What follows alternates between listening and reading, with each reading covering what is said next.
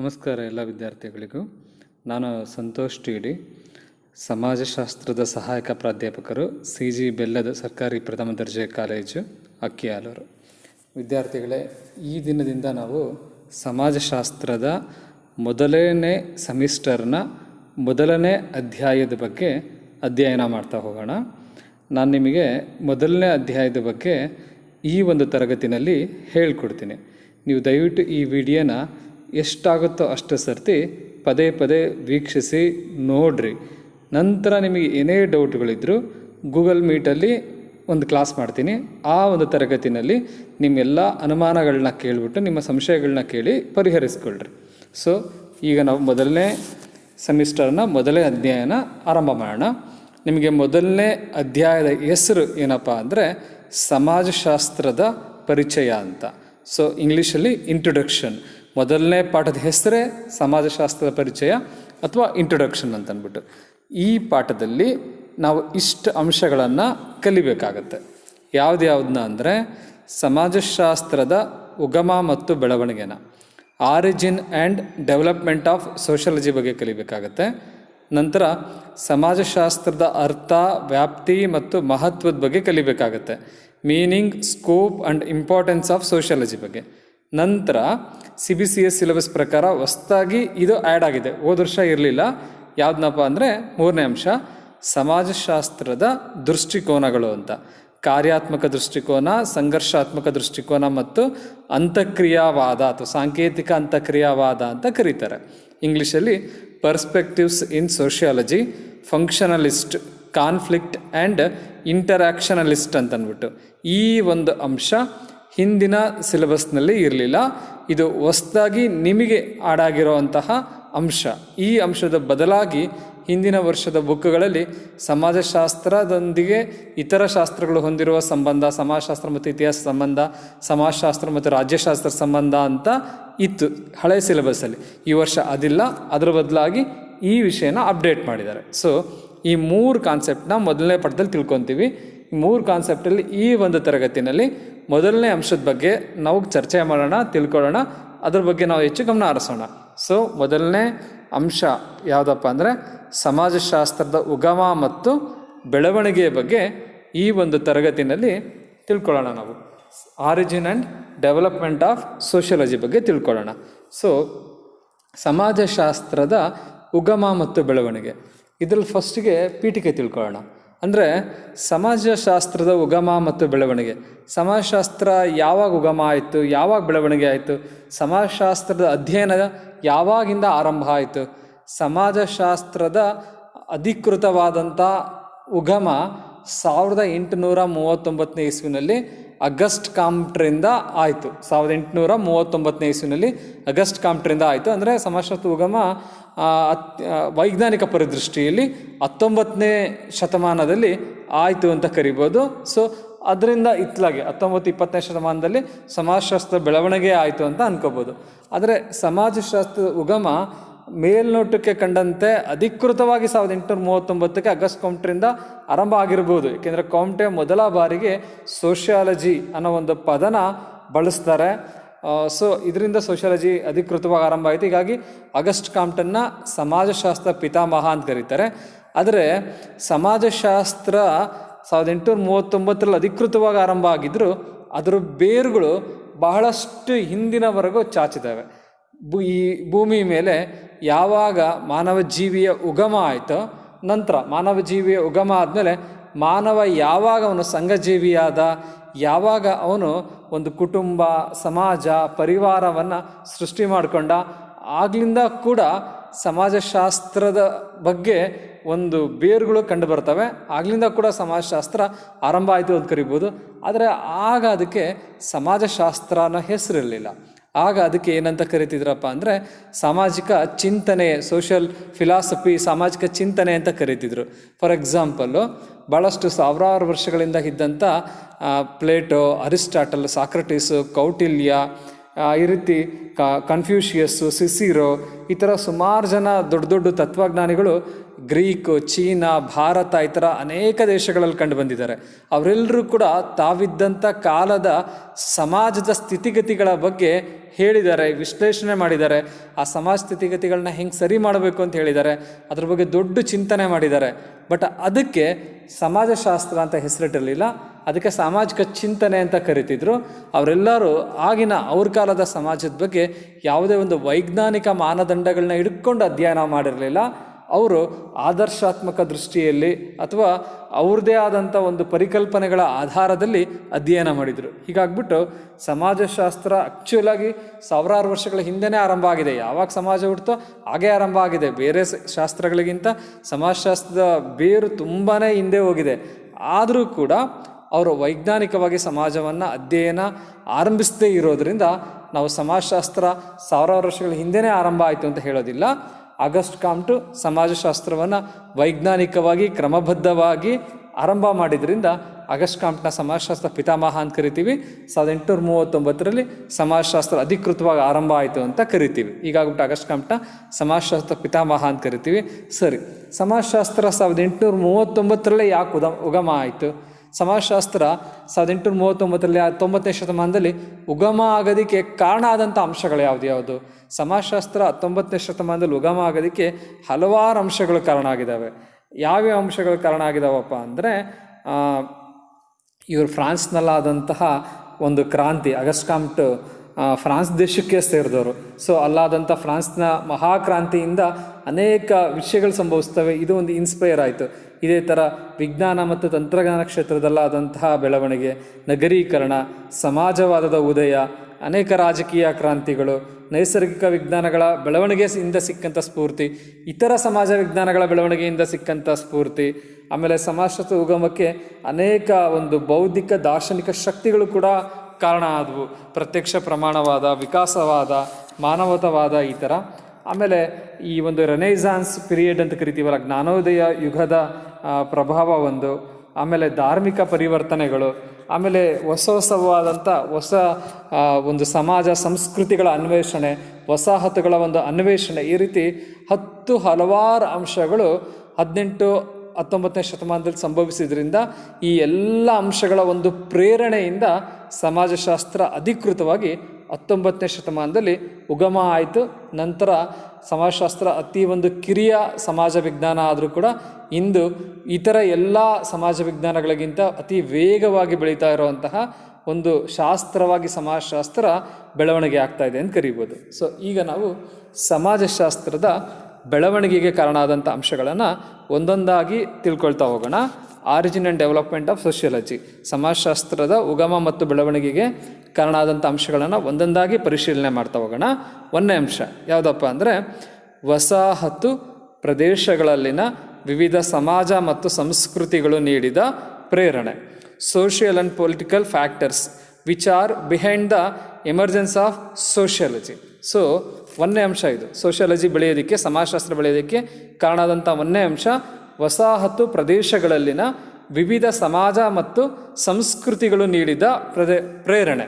ಅಂದರೆ ವಸಾಹತು ಪ್ರದೇಶಗಳು ಅಂದರೆ ಯಾವುದು? ಆ ವಸಾಹತು ಪ್ರದೇಶಗಳಲ್ಲಿರುವಂತಹ ವಿವಿಧ ಸಮಾಜ ಮತ್ತು ಸಂಸ್ಕೃತಿಗಳು ಯಾವುದು? ಅದು ಹೆಂಗೆ ಪ್ರೇರಣೆ ನೀಡ್ತು?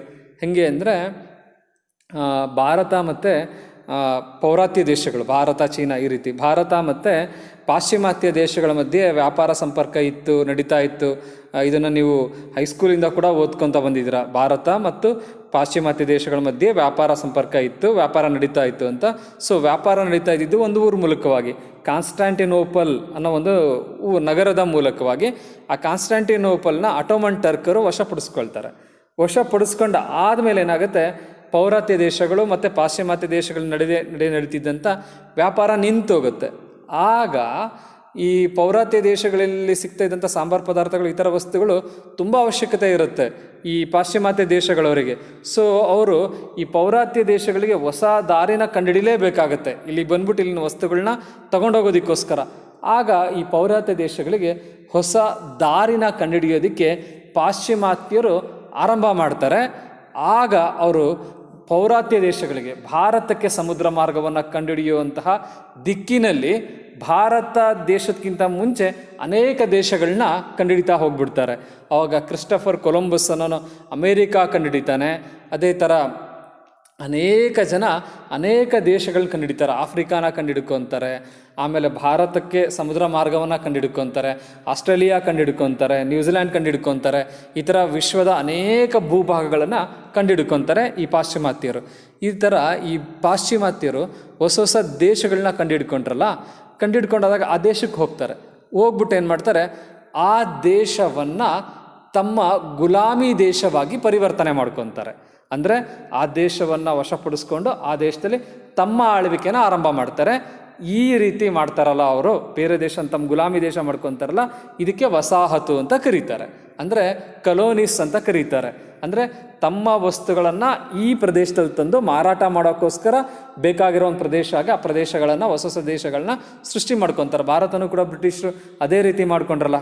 ಭಾರತಕ್ಕೆ ಅವರು ವ್ಯಾಪಾರ ಮಾಡೋ ಉದ್ದೇಶದಿಂದ ಬಂದರು, ನಿಧಾನಕ್ಕೆ ಭಾರತನೇ ವಶಪಡಿಸ್ಕೊಂಡು ಭಾರತನೇ ತಮ್ಮ ಕಲೋನಿಯಲ್ ಸೆಂಟ್ರಾಗಿ ಪ್ಲೇಸ್ ಆಗಿ ಮಾಡ್ಕೊಂಡ್ರು, ವಸಾಹತವಾಗಿ ಮಾಡ್ಕೊಂಡ್ರಲ್ಲ. ಈ ರೀತಿ ಪಾಶ್ಚಿಮಾತ್ಯರು ಅನೇಕ ವಸಾಹತು ಪ್ರದೇಶಗಳನ್ನು ಸೃಷ್ಟಿ ಮಾಡ್ಕೊತಾರೆ. ಎಲ್ಲ ಪಾಶ್ಚಿಮಾತ್ಯರು, ಪೋರ್ಚುಗೀಸರು, ಡಚ್ಚರು, ಫ್ರೆಂಚರು, ಇಂಗ್ಲೀಷರು, ಪ್ರತಿಯೊಬ್ಬರು ಈ ಥರ ವಸಾಹತು ಪ್ರದೇಶಗಳನ್ನ ಸೃಷ್ಟಿ ಮಾಡ್ಕೊಂಡಾದ್ಮೇಲೆ ಆ ವಸಾಹತು ಪ್ರದೇಶಗಳಲ್ಲಿ ವಿವಿಧ ಸಮಾಜ ಮತ್ತು ಸಂಸ್ಕೃತಿಗಳಿರ್ತವೆ. ಅಂದರೆ ಈ ಪಾಶ್ಚಿಮಾತ್ಯರ ಸಮಾಜನೇ ಬೇರೆ ಥರ ಇರುತ್ತೆ, ಪಾಶ್ಚಿಮಾತ್ಯರ ಧರ್ಮ ಸಂಸ್ಕೃತಿನೇ ಬೇರೆ ಥರ ಇರುತ್ತೆ. ಅವರು ಕಂಡಿಡಿದಂಥ ಈ ವಸಾಹತುಗಳಲ್ಲಿರುವಂತಹ ಸಮಾಜ ಸಂಸ್ಕೃತಿ, ಆ ಜನರ ಆಚಾರ ವಿಚಾರಗಳೇ ಬೇರೆ ಥರ ಇರುತ್ತೆ. ಆಗ ನಮ್ಮ ಧರ್ಮಕ್ಕೂ ಇವ್ರ ಧರ್ಮಕ್ಕೂ ಏನು ವ್ಯತ್ಯಾಸ ಇದೆ, ನಮ್ಮ ಸಮಾಜಕ್ಕೂ ಇವ್ರ ಸಮಾಜಕ್ಕೂ ಯಾಕೆ ವ್ಯತ್ಯಾಸ ಇದೆ, ಈ ರೀತಿ ಸಮಾಜ ಮತ್ತು ಸಂಸ್ಕೃತಿಗಳ ಮಧ್ಯೆ ಒಂದು ವ್ಯತ್ಯಾಸ ಬರೋದಕ್ಕೆ ಕಾರಣ ಏನು, ಈ ರೀತಿ ಹೋಲಿಕೆ ವ್ಯತ್ಯಾಸ ವಿವಿಧ ಸಮಾಜ ಸಂಸ್ಕೃತಿಗಳ ಮಧ್ಯೆ ಆರಂಭ ಆಗುತ್ತೆ. ಈ ರೀತಿ ಆದಂತಹ ಒಂದು ವಿಶ್ಲೇಷಣೆ, ಈ ರೀತಿ ಆದಂಥ ಬಂದಂಥ ಒಂದು ಯೋಚನೆ, ಈ ರೀತಿ ಸಿಕ್ಕಂತಹ ಒಂದು ಪ್ರೇರಣೆ ಮುಂದೆ ಸಮಾಜಶಾಸ್ತ್ರ ಉಗಮ ಆಗೋದಕ್ಕೆ ಕಾರಣ ಆಗುತ್ತೆ. ಫಾರ್ ಎಕ್ಸಾಂಪಲು, ಬ್ರಿಟಿಷರು ಭಾರತಕ್ಕೆ ಬಂದರು, ಭಾರತನ ವಸಾಹತು ಮಾಡಿಕೊಂಡ್ರು. ಬ್ರಿಟಿಷರ ಧರ್ಮ ಪ್ರಮುಖವಾಗಿ ಕ್ರಿಶ್ಚಿಯನ್ ಧರ್ಮ ಆಗಿತ್ತು. ಆಗ ಭಾರತದಲ್ಲಿ ಹಿಂದೂ ಮತ್ತು ಇಸ್ಲಾಂ ಧರ್ಮ ಇತ್ತು. ಬ್ರಿಟಿಷರ ಒಂದು ಸಂಸ್ಕೃತಿನೇ ಬೇರೆ ಥರ, ಅಲ್ಲಿಂದ ಬ್ರಿಟಿಷ್ ಒಂದು ಸಮಾಜನೇ ಬೇರೆ ಥರ ಇತ್ತು. ಅವ್ರು ಭಾರತಕ್ಕೆ ಬಂದಾಗ ಭಾರತ ಸಂಸ್ಕೃತಿನೇ ಬೇರೆ ಥರ, ಭಾರತೀಯ ಸಮಾಜನೇ ಬೇರೆ ಥರ. ಈ ಸಮಾಜ ಯಾಕೆ ಹಿಂಗಿದೆ, ನಮ್ಮ ಸಮಾಜ ಯಾಕೆ ಆಗಿದೆ, ನಮ್ಮ ಸಂಸ್ಕೃತಿ ಯಾಕೆ ಆ ರೀತಿ ಇದೆ, ಇವ್ರ ಸಂಸ್ಕೃತಿ ಯಾಕೆ ಇವ್ರ ರೀತಿ ಇದೆ ಅಂತ ಒಂದು ಕಂಪ್ಯಾರಿಸನ್ ಸ್ಟಾರ್ಟ್ ಆಗುತ್ತೆ. ಸೊ ಈ ರೀತಿ ವಸಾಹತು ಪ್ರದೇಶಗಳಲ್ಲಿನ ವಿವಿಧ ಸಮಾಜ ಮತ್ತು ಸಂಸ್ಕೃತಿಗಳು ನೀಡಿದಂಥ ಪ್ರೇರಣೆ, social and political factors which are behind the emergence of sociology caused to the origin and development of sociology in 19th century. ಈ ರೀತಿ ಇದು ಒಂದು ಪ್ರಮುಖವಾದಂಥ ಅಂಶ ಆಯಿತು ಸಮಾಜಶಾಸ್ತ್ರದ ಉಗಮ ಮತ್ತು ಬೆಳವಣಿಗೆಗೆ. ಎರಡನೇ ಅಂಶ ಯಾವುದಪ್ಪ ಅಂದರೆ, ಸಮಾಜಶಾಸ್ತ್ರದ ಉಗಮಕ್ಕೆ ಕಾರಣ ಆಗಿದ್ದು ಕೈಗಾರಿಕಾ ಕ್ರಾಂತಿ ಮತ್ತು ಬಂಡವಾಳಶಾಹಿ ವ್ಯವಸ್ಥೆಯ ಉದಯ. ಇದು ಎರಡನೇ ಅಂಶ, ಸಮಾಜಶಾಸ್ತ್ರ ಉಗಮ ಆಗೋದಕ್ಕೆ ಕಾರಣ ಆದಂತಹ ಎರಡನೇ ಅಂಶ. ಇಂಗ್ಲೀಷ್ನಲ್ಲಿ industrial revolution and A rise of capitalism as A mode of production ಅಂತಂದ್ಬಿಟ್ಟು. ಅಂದರೆ ಇದು ಹೇಗೆ ಸಮಾಜಶಾಸ್ತ್ರದ ಉಗಮಕ್ಕೆ ಕಾರಣ ಆಯಿತು, ಕೈಗಾರಿಕಾ ಕ್ರಾಂತಿ ಮತ್ತು ಬಂಡವಾಳಶಾಹಿ ವ್ಯವಸ್ಥೆಯ ಉದಯ, ಇದು ಹೆಂಗೆ ಕಾರಣ ಆಯಿತು? ಹೆಂಗೆ ಕಾರಣ ಆಯ್ತಪ್ಪ ಅಂದರೆ, ಈ ಕೈಗಾರಿಕಾ ಕ್ರಾಂತಿ ಇಂಗ್ಲೆಂಡಲ್ಲಿ ಆರಂಭ ಆಯಿತು. ಮೇಯ್ನ್ಲಿ ಇದು 18ನೇ ಶತಮಾನದಲ್ಲಿ ಕೈಗಾರಿಕಾ ಕ್ರಾಂತಿ, ಇಂಡಸ್ಟ್ರಿಯಲ್ ರೆವಲ್ಯೂಷನ್. ಈ ಕೈಗಾರಿಕಾ ಕ್ರಾಂತಿ ಆಗಿದ್ದು ಇಡೀ ಪ್ರಪಂಚವನ್ನೇ ಒಂದು ರೀತಿ ಬದಲಾಯಿಸ್ಬಿಡ್ತು. ಈ ಪ್ರಪಂಚ, ಈ ಸಮಾಜ ಉಗಮ ಆಗಿ ಸಾವಿರಾರು ವರ್ಷಗಳಾಗಿದ್ರೂ ಕೂಡ ಅದರ ಒಂದು ಪರಿವರ್ತನೆ ತುಂಬ ಮಂದಗತಿಯಲ್ಲಿ ನಡೀತಾ ಇತ್ತು. ಬಟ್ ಕೈಗಾರಿಕಾ ಕ್ರಾಂತಿಯ ನಂತರ ಸಮಾಜದಲ್ಲಿ ಪರಿವರ್ತನೆಯ ವೇಗ ತುಂಬ ಒಂದು ಸ್ಪೀಡನ್ನು ಪಡ್ಕೊಳ್ತು. ಪರಿವರ್ತನೆಯ ವೇಗ ಅತೀ ಹೆಚ್ಚಾಯಿತು. ಕೈಗಾರಿಕಾ ಕ್ರಾಂತಿ ಇಡೀ ಪ್ರಪಂಚನೇ ಒಂದು ಲೆಕ್ಕದಲ್ಲಿ ಬದಲಾಯಿಸ್ಬಿಡ್ತು. ಯಾವ ರೀತಿ ಬದಲಾಯಿಸ್ತಪ್ಪ ಅಂದರೆ, ಕೈಗಾರಿಕಾ ಕ್ರಾಂತಿ ಆಗೋದಕ್ಕಿಂತ ಮುಂಚೆ ಏನಾಗಿತ್ತು ಅಂದರೆ, ಗೃಹ ಕೈಗಾರಿಕೆಗಳು ಜಾಸ್ತಿ ಇದ್ವು. ಅಂದರೆ ಪ್ರತಿಯೊಂದು ಮನೆಯಲ್ಲೂ ಕೂಡ ಗೃಹ ಕೈಗಾರಿಕೆಗಳಿರ್ತಿದ್ವು. ತಮಗೇನು ಬೇಕೋ ಆ ವಸ್ತುಗಳನ್ನ ಅವರೇ ಉತ್ಪಾದನೆ ಮಾಡ್ಕೊಳ್ತಿದ್ರು. ನೂರಾರು ಜನ ಸೇರಿಬಿಟ್ಟು ಕೆಲಸಗಳನ್ನ ಮಾಡಬೇಕಾಗ್ತಿತ್ತು. ಕೈಗಾರಿಕಾ ಕ್ರಾಂತಿಯಿಂದ ಅನೇಕ ಹೊಸದಾದಂಥ ಯಂತ್ರಗಳ ಅನ್ವೇಷಣೆ ಆಯಿತು. 100 ಜನ ಮಾಡೋ ಕೆಲಸನ ಒಂದೆರಡು ಯಂತ್ರಗಳು ಭಾಳ ಸುಲಭವಾಗಿ ಮಾಡೋದಕ್ಕೆ ಆರಂಭ ಮಾಡಿದ್ವು. ಈ ಒಂದು ಕೈಗಾರಿಕಾ ಕ್ರಾಂತಿ ಆಗಿದ್ದರಿಂದ ಏನಪ್ಪ ಆಯಿತು ಅಂದರೆ, ಮುಂಚೆ ಭೂ ಮಾಲೀಕರು ದೊಡ್ಡ ಶ್ರೀಮಂತರಾಗಿದ್ದರು. ಈ ಕೈಗಾರಿಕಾ ಕ್ರಾಂತಿಯ ನಂತರ ಕೈಗಾರಿಕೆಗಳ ಮಾಲೀಕರು ಅಂದರೆ ಬಂಡವಾಳಶಾಹಿಗಳು ದೊಡ್ಡ ಶ್ರೀಮಂತ ವರ್ಗ ಆಗಿ ಉದಯ ಆದರು. ಈ ಕೈಗಾರಿಕಾ ಕ್ರಾಂತಿಯ ನಂತರ ಬಂಡವಾಳಶಾಹಿಗಳು ಅಥವಾ ಶ್ರೀಮಂತರು ಅಂತ ಅಥವಾ ಮಾಲೀಕರು ಅಂತ, ಆಮೇಲೆ ಕಾರ್ಮಿಕರು ಅನ್ನೋ ಒಂದು ವರ್ಗ ಸೃಷ್ಟಿಯಾಯಿತು. ಈ ಮಾಲೀಕರು, ಕಾರ್ಮಿಕರು, ಉಳ್ಳವರು, ಉಳ್ಳದವರು ಅನ್ನೋ ಒಂದು ವರ್ಗ ಸೃಷ್ಟಿಯಾಯಿತು. ಇದರ ನಂತರ ಮಾಲೀಕರು ಕಾರ್ಮಿಕರನ್ನು ಅತಿ ಹೆಚ್ಚಾಗಿ ದುಡಿಸ್ಕೊಂಡು ಶೋಷಣೆ ಮಾಡೋಕ್ಕೆ ಆರಂಭ ಮಾಡಿದ್ರು. ನಂತರ ತಮ್ಮ ಹಳ್ಳಿಗಳಲ್ಲಿ ಕೆಲಸಗಳು ಸಿಗದಲೆ ಹಳ್ಳಿಗಳಲ್ಲಿ ಮಳೆ, ಇದೆಲ್ಲ ಪ್ರವಾಹ, ಅತಿವೃಷ್ಟಿ, ಅನಾವೃಷ್ಟಿ ಇವೆಲ್ಲ ಸಾಧಾರಣ ಆಗಿದ್ದರಿಂದ ಹಳ್ಳಿಗಳ ಜನಗಳು ಕೂಡ ನಗರಗಳಿಗೆ ಹೋದರೆ ನಮಗೆ ಈಸಿಯಾಗಿ ಕೆಲಸ ಸಿಗುತ್ತೆ ಅಂತ ಕೈಗಾರಿಕೆಗಳಲ್ಲಿ ಕೆಲಸಗಳನ್ನ ಅರಿಸಿ ತಮ್ಮ ಹಳ್ಳಿಗಳನ್ನ ಬಿಟ್ಟು ನಗರಗಳತ್ತ ಅತಿ ಹೆಚ್ಚು ವಲಸೆ ಹೋಗೋಕೆ ಆರಂಭ ಮಾಡಿದ್ರು. ಇದರಿಂದ ನಗರಗಳಲ್ಲಿ ಜನಸಂಖ್ಯೆ ಕೂಡ ಅತಿ ಹೆಚ್ಚಾಯಿತು, ಜನದಟ್ಟಣೆ ಹೆಚ್ಚಾಯಿತು. ನಂತರ ವಾಹನಗಳ ಸೃಷ್ಟಿಯಾಯಿತು. ನಂತರ ಈ ಥರ ತುಂಬ ಒಂದು ಅನೇಕ ಸಮಸ್ಯೆಗಳು, ಅನೇಕ ಒಂದು ಪರಿವರ್ತನೆಗಳು ಕೈಗಾರಿಕಾ ಕ್ರಾಂತಿ ಉಂಟಾಗಿದ್ದರಿಂದ ಆಯಿತು. ಕೈಗಾರಿಕಾ ಕ್ರಾಂತಿಯಿಂದ ಸಮಾಜ ಸಂಸ್ಕೃತಿಗಳಲ್ಲೂ ಕೂಡ ಅನೇಕ ಬದಲಾವಣೆಗಳು ಬಂದವು. ಈ ರೀತಿ ಕೈಗಾರಿಕಾ ಕ್ರಾಂತಿ ಆಗಿದ್ದು ಸಮಾಜಶಾಸ್ತ್ರ ಉಗಮಕ್ಕೆ ಒಂದು ಪ್ರೇರಣೆ ಕೊಡ್ತು, ಒಂದು ಕಾರಣ ಆಯಿತು. ನಂತರದ ಕಾರಣ ಯಾವುದಪ್ಪ ಅಂದರೆ, ಸಮಾಜಶಾಸ್ತ್ರ ಉಗಮ ಕಾರಣ ಆದಂಥ ಮೂರನೇ ಅಂಶ ಯಾವುದಪ್ಪ ಅಂದರೆ, ವಿಜ್ಞಾನ ಮತ್ತು ತಂತ್ರಜ್ಞಾನದಲ್ಲಿ ಉಂಟಾದಂತಹ ಬೆಳವಣಿಗೆ. ವಿಜ್ಞಾನ ಮತ್ತು ತಂತ್ರಜ್ಞಾನದಲ್ಲಿ ಉಂಟಾದಂತಹ ಬೆಳವಣಿಗೆ ಸಮಾಜಶಾಸ್ತ್ರ ಉಗಮಕ್ಕೆ ಕಾರಣ ಆದಂಥ ಮೂರನೇ ಅಂಶ. Development in the field of science and technology. ವಿಜ್ಞಾನ ಮತ್ತು ತಂತ್ರಜ್ಞಾನದಲ್ಲಿ ಬೆಳವಣಿಗೆ ಆಗಿದ್ದು ಸಮಾಜಶಾಸ್ತ್ರ ಉಗಮಕ್ಕೆ ಹೆಂಗೆ ಇದು ಪ್ರೇರಣೆ ಕೊಡ್ತು, ಹೆಂಗೆ ಕಾರಣ ಆಯಿತು? ಹೆಂಗೆ ಕಾರಣ ಆಯ್ತಪ್ಪ ಅಂದರೆ, ವಿಜ್ಞಾನ ತಂತ್ರಜ್ಞಾನದಲ್ಲಿ ಬೆಳವಣಿಗೆ ಆಗ್ತಾ ಆಗ್ತಾ ಆಗ್ತಾ ಹೋದಂಗೂ ಜನಗಳಲ್ಲಿ ಒಂದು ವಿಮರ್ಶಾತ್ಮಕವಾದಂಥ, ವೈಜ್ಞಾನಿಕವಾದಂಥ ದೃಷ್ಟಿಕೋನ ಬೆಳೆಯೋಕ್ಕೆ ಸ್ಟಾರ್ಟ್ ಆಯಿತು. ಯಾವಾಗ ವಿಜ್ಞಾನ ಮತ್ತು ತಂತ್ರಜ್ಞಾನದಲ್ಲಿ ಬೆಳವಣಿಗೆ ಆಗ್ತಾ ಆಗ್ತಾ ಹೋಯಿತು, ಆಗ ಜನಗಳು ಮೂಢನಂಬಿಕೆಗಳ ಬಗ್ಗೆ ಪ್ರಶ್ನೆ ಮಾಡೋದಕ್ಕೆ ಆರಂಭ ಮಾಡಿದ್ರು, ಕಂದಾಚಾರಗಳ ಬಗ್ಗೆ ಪ್ರಶ್ನೆ ಮಾಡೋದಕ್ಕೆ ಆರಂಭ ಮಾಡಿದ್ರು.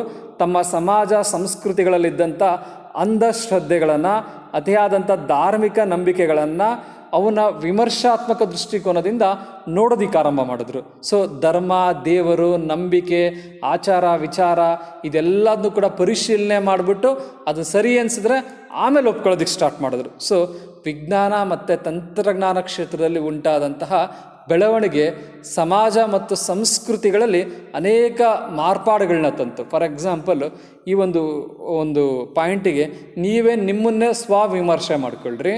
ನೀವು ಓದಿದ್ದೀರಾ, ಈಗ ಡಿಗ್ರಿಗೆ ಬಂದಿದ್ದೀರಾ ಅಂದರೆ 12 ವರ್ಷ ಓದ್ಕೊಂಬಂದಿದ್ದೀರಾ ನೀವು. ಸೊ ಈಗ ನೀವು ಓದಿರೋದಕ್ಕೆ 12 ವರ್ಷ ಓದಿರೋದಕ್ಕೆ ನಿಮ್ಮ ಒಂದು ಮೆಂಟಾಲಿಟಿಗೂ, ಯಾವುದೋ ಒಂದು ವಿಚಾರದ ಬಗ್ಗೆ ನೀವು ಯೋಚನೆ ಮಾಡ್ಬೇಕಾದ್ರೆ ನಿಮ್ಮ ಒಂದು ಮೆಂಟಾಲಿಟಿಗೂ ಏನೂ ಓದಿಲ್ಲ ಅಂತ ತಿಳ್ಕೊಳ್ರಿ. ನಿಮ್ಮ ಮನೇಲಿ ಯಾರೋ ಇದ್ದಾರೆ, ನಿಮ್ಮ ಅಜ್ಜನೋ ಅಜ್ಜಿನೋ ಅಣ್ಣನೋ ಯಾರೋ ಒಬ್ರು ಇದ್ದಾರೆ, ಅವ್ರೇನೂ ಓದಿಲ್ಲ, 1ನೇ ಕ್ಲಾಸಿಗೆ ಸ್ಕೂಲ್ ಬಿಟ್ಬಿಟ್ಟಿದ್ದಾರೆ ಅಂತ ತಿಳ್ಕೊಳ್ರಿ. ಅವ್ರದ್ದು ಒಂದು ಯೋಚನಾ ಲಹರಿಗೂ ನಿಮ್ಮ ಯೋಚನಾ ಲಹರಿಗೂ ನೀವೇ ಯೋಚನೆ ಮಾಡ್ಕೊಳ್ರಿ. ನಿಮ್ಮನ್ನು ನೀವು ಏನಂತ ಯೋಚನೆ ಮಾಡ್ತೀರಾ? ನೀವು ಓದ್ದೇ ಇರೋರಿಗಿಂತ ನೀವು ಬುದ್ಧಿವಂತರು ಅಂತ ಯೋಚನೆ ಮಾಡ್ತೀರಾ. ಏಕೆಂದರೆ ನೀವು ಓದಿರೋದ್ರಿಂದ ನಿಮಗೆ ಬೇರೆ ವಿಷಯಗಳೆಲ್ಲ ಅರ್ಥ ಆಗುತ್ತೆ. ಇದನ್ನು ಪ್ರಶ್ನೆ ಮಾಡಬೇಕು, ಇದನ್ನು ಪ್ರಶ್ನೆ ಮಾಡಬಾರ್ದು ಅಂತ ನೀವೇ ಯೋಚನೆ ಮಾಡ್ಕೊತೀರ. ಸೊ ಈ ರೀತಿ ವಿಜ್ಞಾನ ಮತ್ತು ತಂತ್ರಜ್ಞಾನ ಕ್ಷೇತ್ರದಲ್ಲಿ ಉಂಟಾದ ಬೆಳವಣಿಗೆಯಿಂದ ಜನಗಳಲ್ಲಿ ವೈಜ್ಞಾನಿಕ ದೃಷ್ಟಿಕೋನ ಬೆಳೀತು. ಅವ್ರು ಪ್ರತಿಯೊಂದನ್ನು ಕೂಡ ಪ್ರಶ್ನೆ ಮಾಡಿಬಿಟ್ಟು ಒಪ್ಕೊಳ್ಳೋದಕ್ಕೆ ಆರಂಭ ಮಾಡಿದ್ರು. ಧರ್ಮ ಸಂಸ್ಕೃತಿಗಳಲ್ಲಿದ್ದಂತಹ ಕೆಲವು ಕಂದಾಚಾರ, ಆಚಾರ ವಿಚಾರಗಳನ್ನ ಪ್ರಶ್ನೆ ಮಾಡಿದ್ರು. ಫಾರ್ ಎಕ್ಸಾಂಪಲ್, ಭಾರತದಲ್ಲೇ ಸತಿ ಪದ್ಧತಿ ಇತ್ತು, ದೇವದಾಸಿ ಪದ್ಧತಿ ಇತ್ತು, ಬೆತ್ತಲೆ ಸೇವೆ ಇತ್ತು. ಈ ರೀತಿ ಅನೇಕ ಕಂದಾಚಾರಗಳಿದ್ವು. ಇದೆಲ್ಲದನ್ನು ಕೂಡ ವಿಜ್ಞಾನ ತಂತ್ರಜ್ಞಾನ ಬೆಳವಣಿಗೆ ಆದಮೇಲೆ, ವೈಚಾರಿಕ ದೃಷ್ಟಿಕೋನಗಳನ್ನ ಬೆಳೆಸ್ಕೊಂಡಾದ್ಮೇಲೆ ಹಲವಾರು ಜನ ಇದನ್ನು ಪ್ರಶ್ನೆ ಮಾಡಿದ್ರು. ರಾಜಾ ರಾಮ್ ಮೋಹನ್ ರಾಯ್ ಅಂತವರು, ಆಮೇಲೆ ಇನ್ನೂ ಹಲವಾರು ಜನ ಪ್ರಶ್ನೆ ಮಾಡೋದು. ಇದರಿಂದ ಇವತ್ತು ಒಂದು ಭಾರತೀಯ ಸಮಾಜ ಸಂಸ್ಕೃತಿಯಲ್ಲಿ ಸತಿ ಪದ್ಧತಿನ ನಾವು ಕಾಣೋದಿಲ್ಲ, ದೇವದಾಸಿ ಪದ್ಧತಿನ ಕಾಣೋದಿಲ್ಲ, ಬಾಲ್ಯ ವಿವಾಹನ ಕಾಣೋದಿಲ್ಲ. ಈ ರೀತಿ ವಿಜ್ಞಾನ ತಂತ್ರಜ್ಞಾನದಲ್ಲಾದಂಥ ಬದಲಾವಣೆಯಿಂದ ಭಾರತೀಯ ಸಮಾಜದಲ್ಲಿದ್ದಂಥ ಅನೇಕ ಕಂದಾಚಾರದ ಪದ್ಧತಿಗಳು ಸಂಪೂರ್ಣವಾಗಿ ನಿರ್ಮೂಲನೆ ಆಗಿದ್ದಾವೆ, ನಿಷೇಧ ಆಗಿದ್ದಾವೆ. ಸೊ ಈ ರೀತಿ ವಿಜ್ಞಾನ ತಂತ್ರಜ್ಞಾನದಲ್ಲಿ ಉಂಟಾದಂಥ ಬದಲಾವಣೆ ಸಮಾಜದಲ್ಲಿ ಅನೇಕ ಬದಲಾವಣೆಗಳು ತಂತು. ಇದು ಸಮಾಜಶಾಸ್ತ್ರ ಉಗಮಕ್ಕೆ ಒಂದು ಕಾರಣ ಆಯಿತು. 4ನೇ ಅಂಶ ಯಾವುದಪ್ಪ ಅಂದರೆ ನಗರೀಕರಣ, ಅರ್ಬನೈಸೇಷನ್. ಇದು ಕೂಡ ಸಮಾಜಶಾಸ್ತ್ರ ಉಗಮಕ್ಕೆ ಒಂದು ಕಾರಣ ಆಯಿತು. ನಗರೀಕರಣ ಅಥವಾ ಅರ್ಬನೈಸೇಷನ್ ಇದು ಹೆಂಗೆ ಕಾರಣ ಆಯಿತು? ನಗರೀಕರಣ ಅಥವಾ ಅರ್ಬನೈಸೇಷನ್ನು ಸಮಾಜಶಾಸ್ತ್ರ ಉಗಮಕ್ಕೆ ಹೆಂಗೆ ಕಾರಣ ಆಯ್ತಪ್ಪ ಅಂದರೆ, ಇವತ್ತು ಕೂಡ ಭಾರತನ ಹಳ್ಳಿಗಳ ದೇಶ ಅಂತಾರೆ. ಇವತ್ತು ಕೂಡ ಜಗತ್ತಲ್ಲಿ ನಗರಗಳಿಗಿಂತ ಹಳ್ಳಿಗಳ ಸಂಖ್ಯೆನೇ ಜಾಸ್ತಿ ಇದೆ, ಹಳ್ಳಿಗಳ ಸಂಖ್ಯೆನೇ ಜಾಸ್ತಿ ಇದೆ. ಆದರೂ ಈ ನಗರೀಕರಣ ಹೆಚ್ಚಾಗ್ತಾ ಬಂದಾಗೂ ಇದು ಅನೇಕ ಪರಿವರ್ತನೆಗಳನ್ನ ಸಮಾಜದಲ್ಲಿ ತರ್ತಾ ಬಂತು. ಇವತ್ತು ಕೂಡ ನಗರೀಕರಣ ಅವ್ಯಾಹತವಾಗಿ ವೇಗವಾಗಿ ಆಗ್ತಾ ಇದೆ. ನಗರೀಕರಣ ವೇಗವಾಗಾದಷ್ಟು ಸಮಾಜ ಕೂಡ ವೇಗವಾಗಿ ಬದಲಾವಣೆ ಆಗ್ತಾ ಇದೆ. ನಗರೀಕರಣ ಹೇಗೆ ಸಮಾಜಶಾಸ್ತ್ರದ ಉಗಮಕ್ಕೆ ಪ್ರೇರಣೆ ಕೊಡ್ತು, ಇದು ಸಮಾಜದಲ್ಲಿ ಏನೇನು ಬದಲಾವಣೆ ತಂತಪ್ಪ ಅಂದರೆ, ಯಾವಾಗ ಕೈಗಾರಿಕಾ ಕ್ರಾಂತಿ ಆಯಿತು ಆಗ ಕೈಗಾರಿಕೆಗಳು ನಗರಗಳಲ್ಲಿ ಆರಂಭ ಆದವು. ದೊಡ್ಡ ದೊಡ್ಡ ಕೈಗಾರಿಕೆಗಳ ಆರಂಭ ಆದವು. ಆ ಕೈಗಾರಿಕೆಗಳಲ್ಲಿ ಸಾವಿರಾರು ಜನಗಳಿಗೆ ವರ್ಷ ಪೂರ್ತಿ ಉದ್ಯೋಗ ಸಿಗೋದಕ್ಕೆ ಆರಂಭ ಆಯಿತು. ಕೈಗಾರಿಕೆಗಳ ಆರಂಭ ಆಗೋದಕ್ಕಿಂತ ಮುಂಚೆ ಬಹಳಷ್ಟು ಜನ ಹಳ್ಳಿಗಳಲ್ಲೇ ವ್ಯವಸಾಯ ಮಾಡಿಕೊಂಡು ಗೃಹ ಕೈಗಾರಿಕೆಗಳನ್ನ ಮಾಡಿಕೊಂಡು ಹಳ್ಳಿಗಳಲ್ಲೇ ವಾಸವಾಗಿದ್ದರು. ಬಟ್ ಹಳ್ಳಿಗಳಲ್ಲಿ ವಾಸವಾಗಿದ್ದರು, ಅವ್ರು ವ್ಯವಸಾಯ ಮಾಡ್ತಿದ್ರು. ವ್ಯವಸಾಯಕ್ಕೆ ನೀರು ಬೇಕು, ಮಳೆ ಕರೆಕ್ಟ್ ಟೈಮಿಗೆ ಬೇಕು. ಆದರೆ ತುಂಬ ಅತಿವೃಷ್ಟಿ ಅನಾವೃಷ್ಟಿ ಆಗೋದು, ಬರಗಾಲ ಬರೋದು, ಪ್ರವಾಹ ಬರೋದು, ಇದೆಲ್ಲ ಸಾಮಾನ್ಯವಾಗಿದ್ದರಿಂದ ವ್ಯವಸಾಯ ಮಾಡೋದೇ ಒಂದು ಚಾಲೆಂಜಿಂಗ್ ಆಗ್ತಿತ್ತು ರೈತರಿಗೆ, ಹಳ್ಳಿ ಜನಗಳಿಗೆ. ಈ ವ್ಯವಸಾಯದಿಂದ ನಮಗೆ ವರ್ಷಪೂರ್ತಿ ಉದ್ಯೋಗ ಸಿಗಲ್ಲ, ತಿನ್ನೋದಕ್ಕೆ ಆಹಾರ ಸಿಗಲ್ಲ ಅಂತ ಏನು ಮಾಡಿದ್ರು, ಯಾವಾಗ ನಗರಗಳಲ್ಲಿ ಕೈಗಾರಿಕೆಗಳ ಆರಂಭ ಆದವು ಆಗ ಅವ್ರು ತಮ್ಮ ಹಳ್ಳಿಗಳು ಬಿಟ್ಟರು, ನಗರಗಳ ಕಡೆ ಹೆಚ್ಚು ವಲಸೆ ಬರೋಕ್ಕೆ ಆರಂಭ ಮಾಡಿದ್ರು. ಇದರಿಂದ ನಗರ ಗ್ರಾಮೀಣ ವಲಸೆ ಅತಿ ಹೆಚ್ಚಾಯಿತು. ನಗರಗಳಿಗೆ ಯಾವಾಗ ತುಂಬ ಹಳ್ಳಿಗಳ ಜನ ಹೆಚ್ಚು ವಲಸೆ ಬಂದರೂ ನಗರಗಳು ದೊಡ್ಡ ಮಟ್ಟದಲ್ಲಿ ಬೆಳೆದ್ಬಿಟ್ವು, ತುಂಬ ದೊಡ್ಡ ಮಟ್ಟದಲ್ಲಿ ಬೆಳೆದ್ವು. ನಗರಗಳಲ್ಲಿ ಜನದಟ್ಟಣೆ ಜಾಸ್ತಿ ಆಯಿತು, ಜನ ಸಂಚಾರ ಜಾಸ್ತಿ ಆಯಿತು, ನಿಧಾನಕ್ಕೆ ಸಾರಿಗೆ ಸಂಪರ್ಕ ಬೆಳಗ್ತಾ ಬಂತು. ನಗರಗಳಲ್ಲಿ ಜನಗಳು ತುಂಬ ಜನ ಹೆಚ್ಚಾಗಿದ್ದರಿಂದ ಅವರಿಗೆ ಅನೇಕ ಸಮಸ್ಯೆಗಳು ಕೂಡ ಉಂಟಾಗ್ತಾ ಬಂತು. ನಿಧಾನಕ್ಕೆ ನಗರಗಳಲ್ಲಿ ವೇಶ್ಯಾವಾಟಿಕೆ ಬೆಳೀತು, ಕೊಲೆ ಮತ್ತು ಸುಲಿಗೆಗಳು, ಅಪರಾಧಗಳು, ಬಾಲಾಪರಾಧಗಳು, ಮೈಮಾರಾಟಗಳು, ಈ ಥರ ಅನೇಕ ವಿಷಯಗಳು ನಗರಗಳಲ್ಲಿ ಬೆಳೆದು, ನಗರಗಳು ಅಂದರೆ ಒಂದು ಸಮಸ್ಯೆಯ ಕೂಪಗಳು ಥರ ಆಗ್ಬಿಟ್ವು. ಈ ಥರ ನಗರಗಳು ಯಾವಾಗ 18ನೇ ಶತಮಾನದಲ್ಲಿ ಅತಿ ಹೆಚ್ಚು ಬೆಳೆದವು, 17-18ನೇ ಶತಮಾನದಲ್ಲಿ ನಗರಗಳಲ್ಲಿ ಅತಿ ಹೆಚ್ಚು ಸಮಸ್ಯೆಗಳು, ಸಾಮಾಜಿಕ ಸಮಸ್ಯೆಗಳು ಈ ಥರ ಕ್ರಿಯೇಟ್ ಆದವು. ಆಗ ಮ್ಯಾಕ್ಸ್ ವೆಬರು, ಜಾರ್ಜ್ ಸಿಮೆಲ್ಲು, ಎಲ್ಟನ್ ಮೇಯೋ ಈ ಥರ ಅನೇಕ ಸಮಾಜಶಾಸ್ತ್ರಜ್ಞರು ನಗರಗಳಲ್ಲಿ ಯಾಕೆ ಈ ಥರ ಸಮಸ್ಯೆಗಳು ಇಷ್ಟೊಂದು ಉದ್ಭವಿಸ್ತಾ ಇದ್ದಾವೆ ಅನ್ನೋದ್ರ ಬಗ್ಗೆ ಅಧ್ಯಯನ ಮಾಡೋದಕ್ಕೆ ಆರಂಭ ಮಾಡಿದ್ರು. ಅದೇ ಟೈಮಲ್ಲೇ ನಗರಗಳಲ್ಲಿ ನಗರೀಕರಣದಿಂದ ಉಂಟಾದ ದುಷ್ಪರಿಣಾಮಗಳ ಅಧ್ಯಯನ ಮಾಡೋದಕ್ಕೋಸ್ಕರ ಶಿಕಾಗೋ ವಿಚಾರ ವೇದಿಕೆ ಅಂತ ಕೂಡ ಆರಂಭ ಆಯಿತು. ಈ ರೀತಿ ನಗರೀಕರಣ ಹೆಚ್ಚಾಗಿದ್ದರಿಂದ, ನಗರಗಳಲ್ಲಿ ಅನೇಕ ಸಮಸ್ಯೆಗಳು ಉದ್ಭವಿಸಿದ್ರಿಂದ ಇದು ಸಮಾಜಶಾಸ್ತ್ರದ ಉಗಮಕ್ಕೆ ಪ್ರೇರಣೆ ಕೊಡ್ತು, ಉಗಮಕ್ಕೊಂದು ಕಾರಣ ಆಯಿತು. 5ನೇ ಅಂಶ ಯಾವುದಪ್ಪ ಅಂದರೆ ಸಮಾಜವಾದದ ಉದಯ. ಸಮಾಜವಾದದ ಉದಯ ಅಂದರೆ ಗ್ರೋತ್ ಆಫ್ ಸೋಷಿಯಲಿಸಮ್. ಇದು ಕೂಡ ಸಮಾಜಶಾಸ್ತ್ರದ ಉಗಮಕ್ಕೆ ಕಾರಣ ಆದಂಥ ಒಂದು ಅಂಶ. ಸಮಾಜವಾದದ ಉದಯ, ಗ್ರೋತ್ ಆಫ್ ಸೋಷಿಯಲಿಸಮ್, ಇದೆಂಗೆ ಸಮಾಜಶಾಸ್ತ್ರದ ಉದಯಕ್ಕೆ ಒಂದು ಕಾರಣ ಆಯಿತು. ಹೆಂಗೆ ಕಾರಣ ಆಯ್ತಪ್ಪ ಅಂದರೆ, ಸಮಾಜವಾದ ಅಂದ ತಕ್ಷಣ ಕೆಲವೊಂದು ಹೆಸರುಗಳು ನಮಗೆ ಮನಸ್ಸಿಗೆ ಬರುತ್ತೆ. ಸಮಾಜವಾದ ಅಂದ ತಕ್ಷಣ ಯಾವುದಪ್ಪ ಅಂದರೆ ಕಾರ್ಲ್ ಮಾರ್ಕ್ಸ್ ರವರ ಹೆಸರು ಜ್ಞಾಪಕ ಬರುತ್ತೆ. ಆಮೇಲೆ ಅವ್ರ ಸಹಚಿಂತಕ ಆದಂಥ ಏಂಜಲ್ಸ್ ರವರ ಹೆಸರು ನಮಗೆ ಜ್ಞಾಪಕ ಬರುತ್ತೆ. ಹಾಗೆ ಇನ್ನೂ ಅನೇಕ ಜನ, ಸೈಂಟ್ ಸೈಮೋನು ಇರುತ್ತೆ, ಅನೇಕ ಜನರ ಹೆಸರು ಬರುತ್ತೆ. ಸಮಾಜವಾದದ ಉದಯ ಅಂದ್ರೇನು, ಇದು ಯಾಕಾಯಿತು, ಏನಪ್ಪ ಅಂದರೆ ಯಾವಾಗ ಕೈಗಾರಿಕಾ ಕ್ರಾಂತಿ ಆಯಿತು, ಯಾವಾಗ ನಗರೀಕರಣ ಆಯಿತು, ಆ ಟೈಮಲ್ಲಿ ನಗರಗಳಲ್ಲಿ ಕೈಗಾರಿಕೆಗಳ ಪ್ರಭಾವದಿಂದ 2 ವರ್ಗ ಸೃಷ್ಟಿಯಾಯಿತು. ಕೈಗಾರಿಕೆಗಳ ಮಾಲೀಕರದ ಒಂದು ವರ್ಗ, ಅವರಿಗೆ ಶ್ರೀಮಂತರು ಅಥವಾ ಉಳ್ಳವರು ಅಥವಾ ಬಂಡವಾಳಶಾಹಿಗಳು ಅಥವಾ ಮಾಲೀಕರು ಅಂತ ಕರೀತಾರೆ. ಇನ್ನೊಂದು ಕೈಗಾರಿಕೆಗಳಲ್ಲಿ ಕೆಲಸ ಮಾಡ್ತಿದ್ದಂಥ ಕಾರ್ಮಿಕರ ವರ್ಗ, ಅವ್ರಿಗೆ ಉಳ್ಳದವರು ಅಥವಾ ಬಡವರು ಅಂತ ಕರೀತಾರೆ ಅವರಿಗೆ.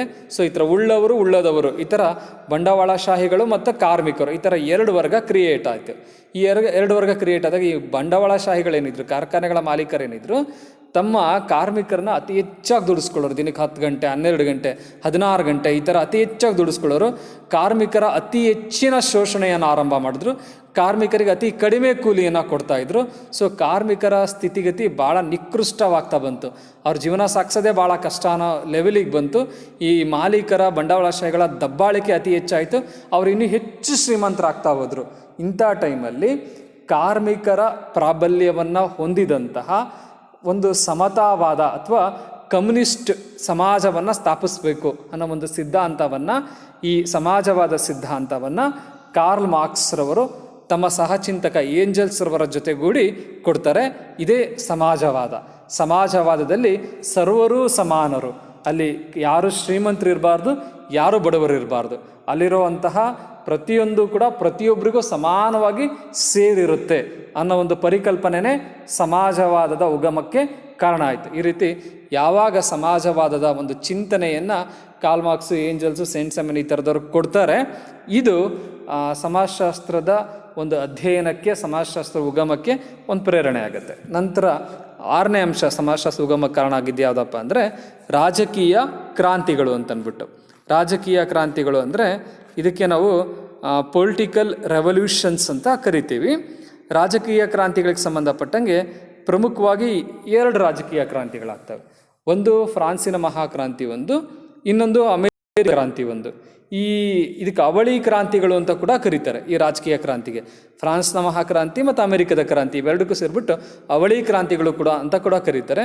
ಇದು ಕೂಡ ಸಮಾಜಶಾಸ್ತ್ರದ ಉಗಮಕ್ಕೆ ಒಂದು ಪ್ರಮುಖವಾದಂಥ ಕಾರಣ ಆಯಿತು. ಹೆಂಗೆ ಕಾರಣ ಆಯಿತು ರಾಜಕೀಯ ಕ್ರಾಂತಿಗಳು? ಫ್ರಾನ್ಸ್ನ ಕ್ರಾಂತಿ, ಅಮೆರಿಕದ ಕ್ರಾಂತಿ ಹೆಂಗೆ ಸಮಾಜಶಾಸ್ತ್ರ ಉಗಮಕ್ಕೆ ಕಾರಣ ಆಯಿತು? ಹೆಂಗೆ ಕಾರಣ ಆಯ್ತಪ್ಪ ಅಂದರೆ ನಮ್ಮ ಸಮಾಜಶಾಸ್ತ್ರ ಪಿತಾಮಹ ಯಾರು? ಅಗಸ್ಟ್ ಕಾಮ್ಟ್. ಅಗಸ್ಟ್ ಕಾಮ್ಟ್ನ ದೇಶ ಯಾವುದು? ಫ್ರಾನ್ಸ್. ಫ್ರಾನ್ಸ್ನಲ್ಲೇ ಯಾಕೆ ಸಮಾಜಶಾಸ್ತ್ರ ಅಧಿಕೃತವಾಗಿ ಉಗಮ ಆಯಿತು? ಯಾಕೆ ಉಗಮ ಆಯ್ತಪ್ಪ ಅಂದರೆ ಫ್ರಾನ್ಸ್ನಲ್ಲಾದಂಥ ಮಹಾಕ್ರಾಂತಿಯಿಂದ ಅನೇಕ ಪ್ರೇರಣೆ ಅನೇಕ ತತ್ವಜ್ಞಾನಿಗಳಿಗೆ ಸಿಕ್ತು. ಫ್ರಾನ್ಸ್ನಲ್ಲಾದಂಥ ಮಹಾಕ್ರಾಂತಿಯ ಒಂದು ಪ್ರಭಾವ ವಿಶ್ವದ ಎಲ್ಲ ದೇಶಗಳ ಮೇಲೂ ಆಗಿದೆ, ಇನ್ಕ್ಲೂಡಿಂಗ್ ಭಾರತ ದೇಶದ ಮೇಲೂ ಕೂಡ ಆಗಿದೆ. ಹೆಂಗೆ ರಾಜಕೀಯ ಕ್ರಾಂತಿ ಸಮಾಜಶಾಸ್ತ್ರ ಉಗಮಕ್ಕೆ ಕಾರಣ ಆಯಿತು? ಮೊದಲನೇದಾಗಿ ಫ್ರಾನ್ಸ್ನ ಕ್ರಾಂತಿ, ಅದರ ಬಗ್ಗೆನೇ ತಿಳ್ಕೊಳ್ಳೋಣ. ಹೆಂಗೆ ಅಂದರೆ ಫ್ರಾನ್ಸ್ ದೇಶದಲ್ಲಿ ರಾಜವಂಶದ ಆಳ್ವಿಕೆ ಇತ್ತು. ಅಲ್ಲಿ 14ನೇ ಲೂಯಿ, 15ನೇ ಲೂಯಿ, 16ನೇ ಲೂಯಿ ಅನ್ನೋರು ಆಳ್ವಿಕೆ ಮಾಡ್ತಾಯಿದ್ರು. ಈ ಥರ ರಾಜವಂಶನೇ ಇತ್ತು. ಅಲ್ಲಿ ಪ್ರಮುಖವಾಗಿ ಅಲ್ಲಿನ ಸಮಾಜದಲ್ಲಿ 3 ವರ್ಗಗಳಿದ್ವು. ಒಂದು ರಾಜರದು, ಅವ್ರಿಗೆ ಶ್ರೀಮಂತರಾದ್ಮೇಲೆ ಪುರೋಹಿತರ ವರ್ಗ, ಇನ್ನು ಉಳಿದವರೆಲ್ಲ ಬಡವರು. ಈ ಥರ ರಾಜರು ಬಿಟ್ಬಿಟ್ಟು 3 ವರ್ಗ ಇತ್ತು: ಶ್ರೀಮಂತರು, ಪುರೋಹಿತರು, ಆಮೇಲೆ ಬಡವರು ಅಂತಂದ್ಬಿಟ್ಟು ಸರ್ಫ್ಗಳು ಅಂತ ಕೂಡ ಕರಿತಿದ್ರು. ಆದರೆ ಅಲ್ಲಿ ತೆರಿಗೆನ ಯಾರಿಗೆ ಹಾಕ್ತಿದ್ರಪ್ಪ ಅಂದರೆ, ಎಷ್ಟು ವಿಚಿತ್ರ ನೋಡ್ರಿ, ತೆರಿಗೆ ಯಾರಿಗೆ ಜಾಸ್ತಿ ಹಾಕ್ತಾರೆ? ಯೋಚನೆ ಮಾಡಿರಿ ಒಂದು ಸೆಕೆಂಡು. ತೆರಿಗೆ ಯಾರಿಗೆ ಜಾಸ್ತಿ ಹಾಕ್ತಾರೆ? ಬಡವರಿಗೆ ಜಾಸ್ತಿ ಹಾಕ್ತಾರೋ ತೆರಿಗೆ, ಶ್ರೀಮಂತರಿಗೆ ಜಾಸ್ತಿ ಹಾಕ್ತಾರೋ? ಯಾರಿಗೆ ಆದಾಯ ಜಾಸ್ತಿ ಇದೆಯೋ ಅವ್ರಿಗೆ ತಾನೇ ತೆರಿಗೆ ಜಾಸ್ತಿ ಹಾಕೋದು, ಶ್ರೀಮಂತರು ತಾನೇ ತೆರಿಗೆ ಜಾಸ್ತಿ ಕಟ್ಟಬೇಕು. ಆದರೆ ಫ್ರಾನ್ಸ್ನಲ್ಲಿ ಏನಾಗಿತ್ತಪ್ಪ ಅಂದರೆ ಶ್ರೀಮಂತರಿಗೆ ತೆರಿಗೆಯಿಂದ ವಿನಾಯಿತಿ ಇತ್ತು, ಅವ್ರು ತೆರಿಗೆನೇ ಕಟ್ಟಂಗಿರಲಿಲ್ಲ. ಪುರೋಹಿತರು ಕೂಡ ತೆರಿಗೆ ಕಟ್ಟಂಗಿರಲಿಲ್ಲ. ಸಮಾಜದಲ್ಲಿ ಯಾರು ಊಟಕ್ಕೂ ಕೂಡ ಕಷ್ಟಪಡಬೇಕಿತ್ತು, ಅವ್ರು ದುಡ್ದಿದ್ದ ದುಡ್ಡಲ್ಲಿ ಬಹುತೇಕ ಭಾಗ ತೆರಿಗೆಯಾಗೇ ಕಟ್ಟಬೇಕಿತ್ತು. ಈ ಥರ ಫ್ರಾನ್ಸಲ್ಲಿ ಒಂದು ವಿಚಿತ್ರ ಪದ್ಧತಿ ಇತ್ತು. ಅಲ್ಲಿ ಬಡವರು ಹೆಚ್ಚಿಗೆ ತೆರಿಗೆ ಕಟ್ಟಬೇಕಿತ್ತು, ಶ್ರೀಮಂತರಿಗೆ ತೆರಿಗೆಯಿಂದ ವಿನಾಯಿತಿ ಇತ್ತು. ಇದರಿಂದ ಸರ್ಕಾರ ಕೂಡ ದಿವಾಳಿಯಾಗೋ ಒಂದು ಸ್ಟೇಜಿಗೆ ಬಂದ್ಬಿಡುತ್ತೆ. ಏಕೆಂದರೆ ಬಡವ್ರ ಕೈಯಲ್ಲಿ ತೆರಿಗೆ ಕಟ್ಟೋಕ್ಕಾಗಲ್ಲ, ಶ್ರೀಮಂತಕ್ಕೆ ತೆರಿಗೆಯಿಂದ ವಿನಾಯಿತಿ ಇದೆ. ಆಗ 16ನೇ ಲೂಯಿ ಇದ್ದನು ಒಂದು ಸಭೆ ಕರೀತಾನೆ. ಎಲ್ಲ 3 ವರ್ಗದ ಜನಗಳಿಗೂ ಕೂಡ ಇನ್ಮೇಲೆ ತೆರಿಗೆನ ಎಲ್ಲರೂ ಕೂಡ ಕಟ್ಟಬೇಕು ಅಂತ ಹೇಳೋ ಒಂದು ಉದ್ದೇಶದಿಂದನೇ ಕರೆದಿರ್ತಾನೆ. ಆ ಟೈಮಲ್ಲಿ 3 ವರ್ಗಗಳ ಮಧ್ಯೆ ಸಭೆಗೆ ಬಂದಿದ್ದಂಥ ಶ್ರೀಮಂತರು, ಪುರೋಹಿತರು ಮತ್ತು ಬಡವರು 3 ವರ್ಗಗಳ ಮಧ್ಯೆ ಜಗಳ ಆರಂಭ ಆಗುತ್ತೆ. ಇದರಿಂದ ಫ್ರಾನ್ಸಲ್ಲಿ ಮಹಾಕ್ರಾಂತಿನೇ ಸಂಭವಿಸ್ಬಿಡುತ್ತೆ. ಆಗ ಫ್ರಾನ್ಸ್ನಲ್ಲಿ ಆ ಬಡವರು ಏನಿದ್ರು ಅವರು ನಾವಿನ್ನು ಮುಂದೆಯಿಂದ ತೆರಿಗೆ ಕಟ್ಟಲ್ಲ, ನಾವು ತೆರಿಗೆ ಕಟ್ಟಬೇಕು ಅಂತ ಶ್ರೀಮಂತರು ಕಟ್ಟಬೇಕು ಅಂತಾರೆ. ಶ್ರೀಮಂತರು ತೆರಿಗೆ ಕಟ್ಟಕ್ಕೆ ಒಪ್ಪೋದಿಲ್ಲ.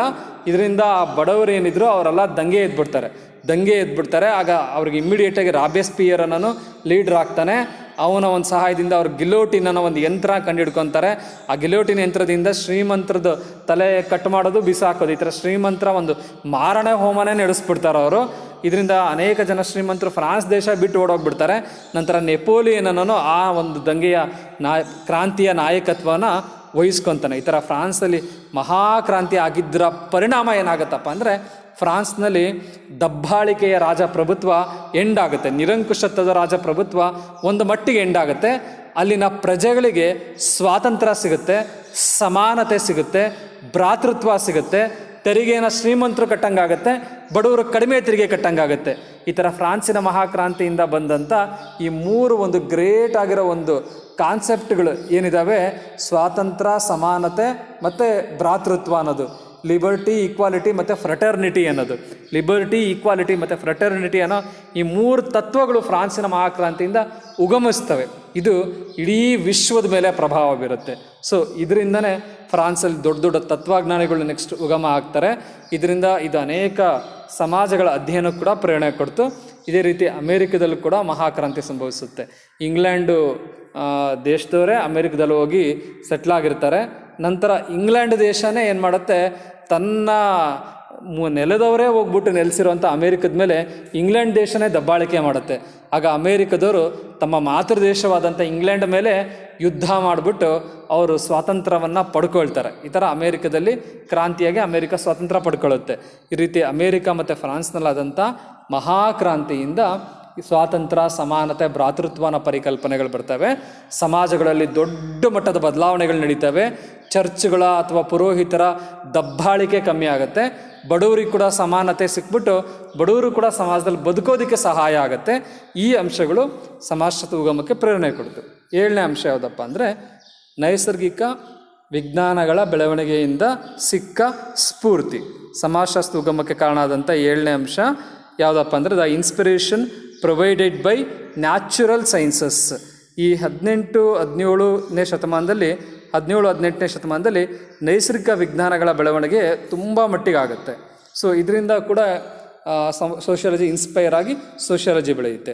ನೈಸರ್ಗಿಕ ವಿಜ್ಞಾನಗಳು ಅಂದರೆ ಈ ಕೈಗಾರಿಕಾ ಕ್ರಾಂತಿ ಆಗಿದ್ದರಿಂದ ಭೌತಶಾಸ್ತ್ರ, ಆಮೇಲೆ ಡಾರ್ವಿನ್ ಬಂದಿದ್ದರಿಂದ ಜೀವಶಾಸ್ತ್ರ, ರಸಾಯನಶಾಸ್ತ್ರ, ಈ ಶಾಸ್ತ್ರಗಳು ಬೆಳೀತವೆ, ತುಂಬ ಮಟ್ಟಿಗೆ ಬೆಳೀತವೆ.